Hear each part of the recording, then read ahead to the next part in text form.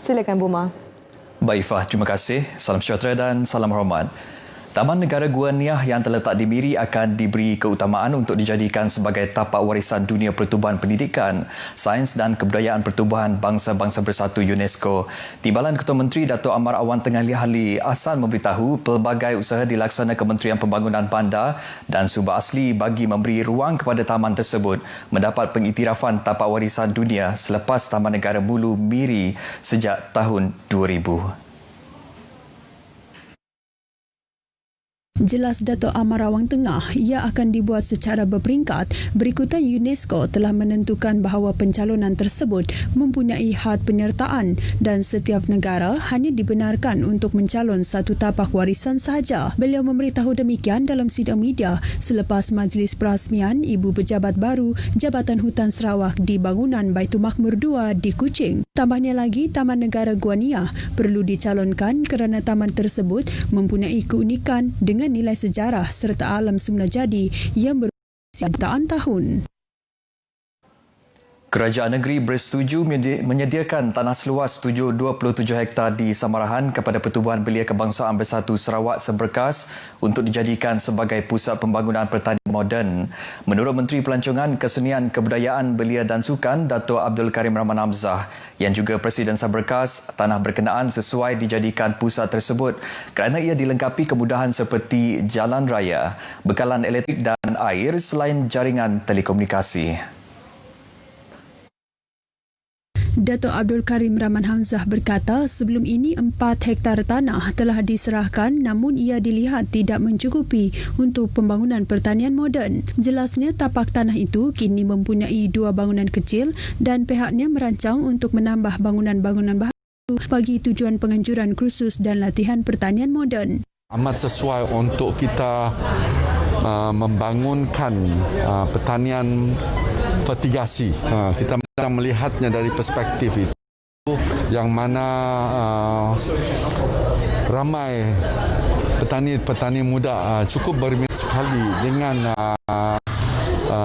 rancangan dan juga pembangunan pertanian vertigasi tersebut.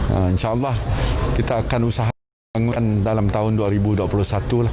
Beliau ditemui pemberita selepas menghadiri majlis minum petang bersama ahli melibatkan 25 cawangan di sekitar wilayah tengah Sarawak di Sibu. Pada majlis itu, beliau turut menyerahkan peruntukan pentadbiran dan dana penganjuran aktiviti sukan berjumlah RM15,000 kepada wakil cawangan Seberkas.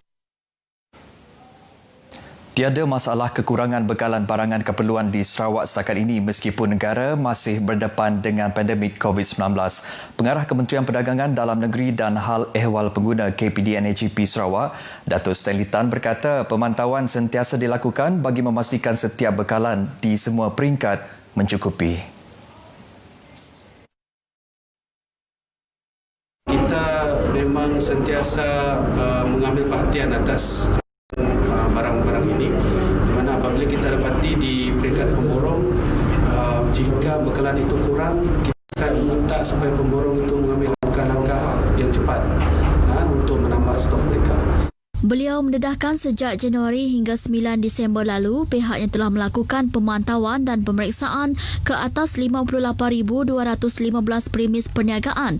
Sepanjang tempoh itu, 920 kes telah direkodkan melibatkan pelbagai kesalahan dengan nilai rampasan lebih RM2 juta dan RM303,400 jumlah kompaun. Dato' Stanley memberitahu pemberita semasa bersiaran menerusi cerita Pagi Sarawak dalam Selamat Pagi Malaysia secara langsung dari pejabat KPDNAGP Kuching. Sementara itu, mengulas mengenai kenaikan harga bawang merah dan bekalan yang terhad, terutama yang diimport dari India.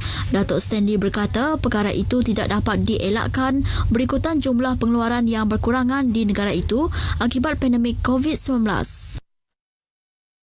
Jabatan Kastam Diraja Malaysia JKDM Sarawak berjaya merampas minuman keras, rokok dan mercun dipercayai tidak berkastam dengan anggaran cukai melebihi RM500,000 di Kapit pada 1 Disember lepas.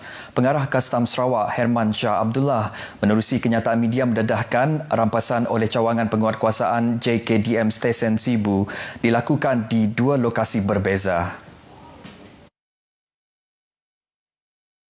serbuan dan rampasan pertama dilakukan ke atas sebuah permis di Wisma Megah Jalan Kapit Bypass melibatkan lebih 17,000 liter minuman keras pelbagai jenama, 312,640 batang rokok pelbagai jenama dan 21.40 kilogram bunga api. Rampasan dianggarkan bernilai hampir RM120,000 dengan jumlah duty atau cukai dianggarkan melebihi RM468,000. Sementara itu, dalam satu lagi serbuan di Taman Exora Jalan Selirik pada hari pertama kira-kira pukul 2 petang, JKDM berjaya merampas lebih 2,000 liter minuman keras pelbagai jenama melibatkan nilai sebanyak RM3,000 dengan cukai melebihi RM44,000. JKDM turut menahan masing-masing satu individu warga tempatan dalam kedua-dua serbuan. Herman Shah memberitahu bahawa modus operandi kedua-dua kes ialah menyimpan barangan tidak berkastam di permis terlibat untuk dijual kepada pelanggan terutama di Kapit. Kedua-dua kes disiasat di bawah Seksyen 135-1-D Akta Kastam 1967. Pasukan Gerakan Am PGA Sarawak sekali lagi berjaya menggagalkan cubaan menyusup masuk pendatang asing tanpa izin parti ke Sarawak menerusi operasi Benteng COVID. Menurut Komander Brigade Sarawak PGA SAC Manca Atas malam, dua kejayaan dilakar dalam memastikan parti tidak memasuki negara menggunakan jalan tikus atau secara tidak sah. Tangkapan pertama pada pukul 8.15 pagi telah menahan dan memeriksa 3 lelaki warga Indonesia yang cuba memasuki Sarawak melalui sempadan jalan tidak diwartakan. Pemeriksaan lanjut mendapati ketiga-tiga lelaki berkenaan gagal menunjukkan sebarang dokumen perjalanan yang sah. Ketiga-tiga lelaki tersebut telah diarah untuk berpatah balik ke Indonesia menggunakan laluan yang sama. Kes berkenaan merupakan kesalahan di bawah Akta Pencegahan dan Pengawalan Penyakit Berjangkit 1988, Akta 342 dan Akta Immigration 1959, Akta 155 Seksyen 6-1.